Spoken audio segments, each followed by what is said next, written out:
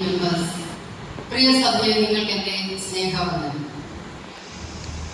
ഇന്ന് സൺഡേ സ്കൂളിന്റെ ആഭിമുഖ്യത്തിൽ ഈ ഒരു നല്ല തിങ്കളാഴ്ച നമുക്ക് തിരുവചന ധ്യാനത്തിനായി ദൈവവിദ്യാസനത്തിനായി ദൈവത്തിന് ഞാൻ നന്ദി പറയുന്നു. നമ്മൾ വായിച്ചു കേട്ട വേദഭാഗത്തിൽ നിന്ന് മത്തായി സുവിശേഷം 21-ാം അധ്യായം 22-ാം വാക്യം. നിങ്ങൾ വിശ്വസിച്ചുകൊണ്ട് പ്രാർത്ഥനയിൽ എന്ത് യാചിച്ചാലും നിങ്ങൾക്ക് ലഭിക്കും എന്ന് ഉത്തരമാണ്. ഒരു വാക്ക് പ്രാർത്ഥിക്കാം. കർത്താവേ, തിങ്കളാഴ്ചയെ കുറിച്ച് വളരെയധികം പഠനങ്ങൾ നടന്നിട്ടുള്ള ഒരു തിങ്കളാഴ്ചയാണ്. ഗ്രേറ്റ് മൺഡേ, ഹോളി മൺഡേ എന്നൊക്കെയാണ് ഈ ഒരു തിങ്കളാഴ്ച അറിയപ്പെടുന്നത്. മത്തായി, മാർക്കോസ്, ലൂക്കോസ്, യോഹന്നാൻ സുവിശേഷങ്ങൾ സമവീക്ഷണ സുവിശേഷങ്ങളാണെന്ന് പറയപ്പെടുന്നുണ്ടെങ്കിലും പലതരം സംഭവങ്ങൾ ഒരേ രീതിയിലല്ല ആഖ്യാനം ചെയ്യപ്പെട്ടിരിക്കുന്നു. ഇതിൽ മത്തായിയും യോഹന്നാനും യേശുവിന്റെ പ്രധാന അവരുടെ ശിഷ്യന്മാരായിരുന്നതുകൊണ്ട് അവരുടെ വ്യാഖ്യാനവും അവരുടെ എഴുത്തിന്റെ ശൈലിയും വേറെയാണ്. എന്നാൽ മാർക്കോസ്, ലൂക്കോസ് സുവിശേഷങ്ങളിലുള്ള മാർക്കോസ് എന്ന എഴുത്തുകാരൻ യേശുവിന്റെ 70 ശിഷ്യന്മാർ, അതായത് 12 കഴിഞ്ഞ അടുത്ത ഒരു ഗ്രൂപ്പാണ് 70 ശിഷ്യന്മാർ. അതിലൊരു വ്യക്തിയാണ് മാർക്കോസ്. ലൂക്കോസ് ആണെങ്കിൽ ആ 70-നും താഴെയുള്ള അടുത്ത ശിഷ്യ സമൂഹത്തിലെ അംഗമാണ്. അതുകൊണ്ട് തന്നെ മത്തായി സുവിശേഷത്തിൽ ഞായറാഴ്ച ദേവാലയ ശുചീകരണം നടത്തിയതായിട്ട് പറയുമ്പോൾ മാർക്കോസ് സുവിശേഷത്തിൽ അത്തിമരത്തെ ശപിക്കുന്നതും ദേവാലയ ശുചീകരണവും ഒരു ദിവസം തന്നെയാണ് നടത്തിയതെന്ന് പറയും.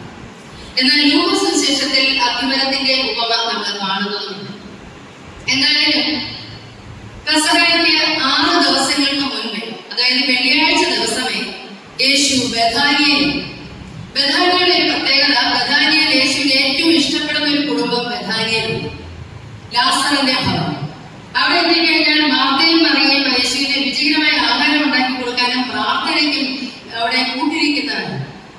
ലാസർ അവന്റെ ഏറ്റവും അടുത്ത സുഹൃത്താണ്. മരിച്ച കല്ലറയിലായിരുന്ന ലാസറിനെ ഉയർപ്പിച്ചു കൊണ്ടുവന്നത് യേശുവാണ്.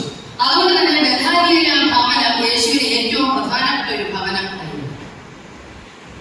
ഏതായാലും ഈ സുവിശേഷത്തിൽ, മത്തായിയുടെ സുവിശേഷത്തിൽ ഞായറാഴ്ചയാണ് ദേവാലയ ശുചീകരണം എന്ന് പറയുന്നുണ്ടെങ്കിലും അതിന് വളരെയധികം പ്രാധാന്യമുള്ളതുകൊണ്ട് അതുകൂടെ ഞാനൊന്ന് സൂചിപ്പിക്കും. യേശുവിന്റെ ജീവിതത്തെ നമ്മളൊന്ന് പരിശോധിക്കുമ്പോൾ ഇന്നലത്തെ ദിവസം മനോഹരമായ ഒരു പ്രസംഗം നമ്മൾ അച്ഛനിൽ നിന്ന് കേട്ടു. വാഴ്ത്തപ്പെടുന്ന ഞായറാണ് ഹോശന്ന ഞായർ. യേശു രാജാവിനെ പോലെ കഴുതക്കുട്ടിയുടെ പുറത്തിരുന്ന് യെരൂശലേമിലേക്ക് പ്രവേശിക്കുന്ന യേശുവിന്റെ ആ ഒരു പ്രീ പ്ലാൻഡ് ഒരു എഴുന്നള്ളത്താണ് കാണുന്നത്. എന്നാൽ ചൊവ്വാഴ്ച, നാളെ യേശു ഒറ്റുകൊടുക്കപ്പെടുകയാണ് യൂദയായി.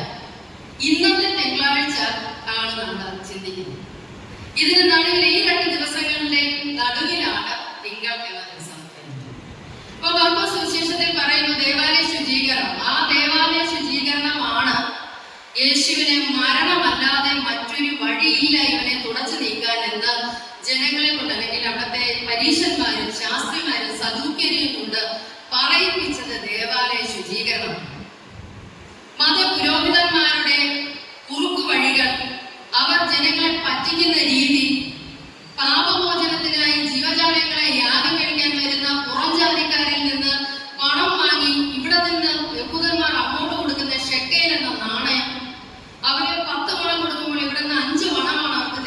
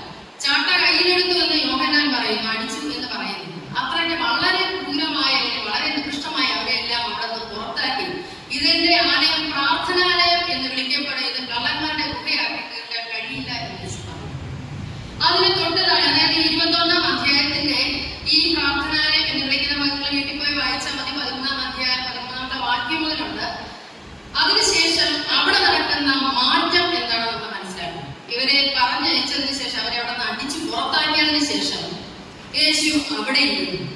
യേശു അവിടെ ഇരുന്നപ്പോൾ യേശുവിനെ കാണാൻ കുരുടർ, മുടന്തർ, നാനാ വ്യാധിക്കാർ അവിടെ വന്നു.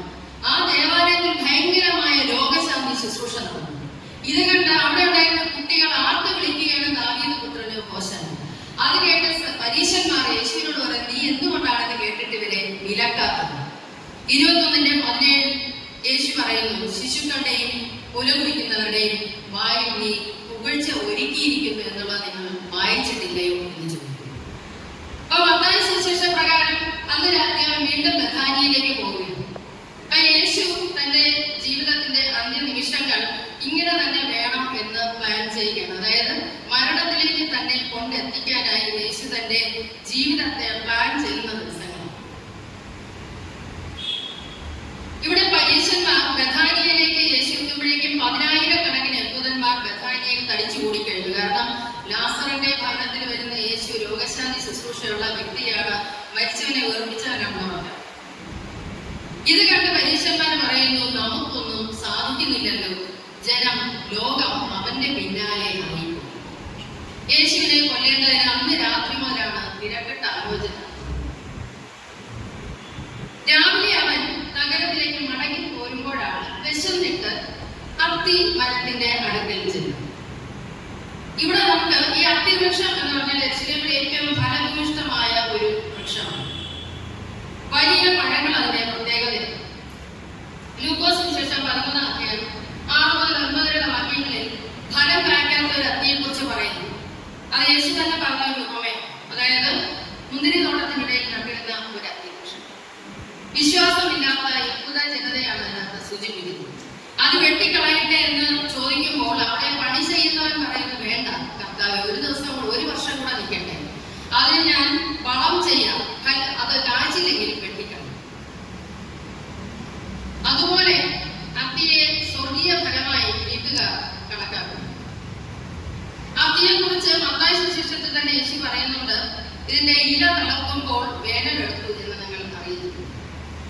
ഇനി മറ്റൊരവസരത്തിൽ യേശുവിന്റെ ശിഷ്യന്മാർ പ്രധാനിയായ നദ്നേയനാണ് കർത്തലവുമായി എന്ന് പറയപ്പെടുന്നു. ഈ നദ്നയെ അത്തിവൃക്ഷത്തിന്റെ ചുവട്ടിൽ ഇരിക്കുന്നത് കണ്ടു എന്ന് യേശു അവരോട് പറഞ്ഞു. അപ്പൊ എന്താണ് അത്തിയുടെ പ്രത്യേകത? അത്തി വചന ധ്യാനത്തിനും പഠനത്തിനും പറ്റിയ ഒരു മരമായിരുന്നു. അത്തിയുടെ ചുവട്ടിൽ ഇരിക്കുന്നവൻ ബൈബിൾ ചുരുൾ അല്ലെങ്കിൽ തിരുവചന ചുരുളുകൾ ധ്യാനിക്കുന്നവരാണ്. അതുകൊണ്ടാണ് അവനെ യേശു തിരഞ്ഞെടുത്തത്. എന്നാൽ നിറയെ ഇലയുണ്ടായിട്ടും ഫലമില്ലാത്ത അത്തിമരം, അതെന്തിന്റെ സൂചന? കപടഭക്തിയുടെ സൂചനയാണ്. നിറയെ ഇലകൾ ഉണ്ടായിട്ടും ഫലങ്ങളുണ്ടെന്ന് തോന്നിപ്പിക്കുന്ന ഇത്രയും പ്രാധാന്യമുള്ള അത്തിമരത്തെ ശപിക്കുന്നത് യേശു ആ ഒരു വിശ്വാസ പ്രഖ്യാപനമായിട്ട് നമുക്കിവിടെ കാണാം. ആത്മീയമായി മരിച്ച മനുഷ്യനെ ശപിക്കുന്നതായിട്ട് നമുക്ക് മനസ്സിലാക്കാം.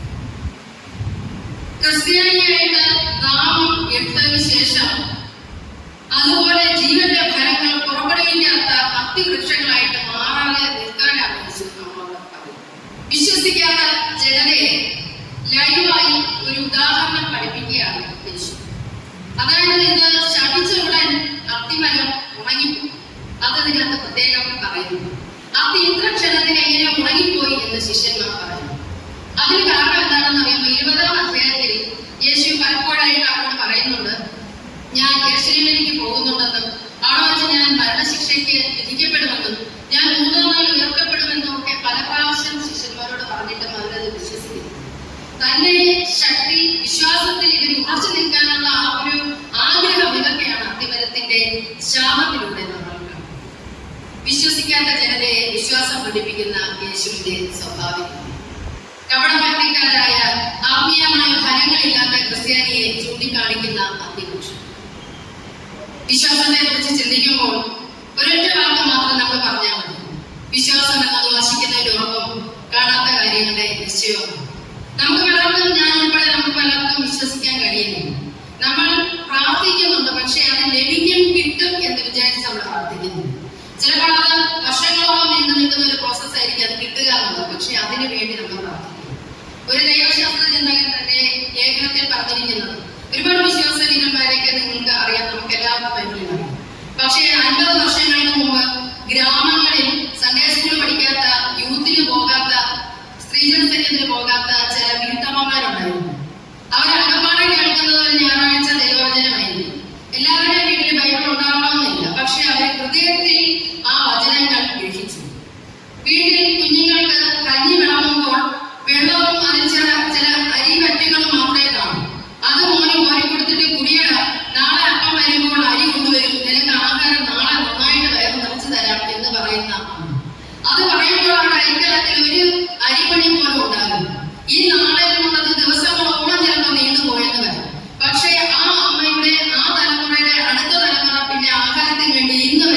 ബുദ്ധിമുട്ടിയിട്ടില്ല.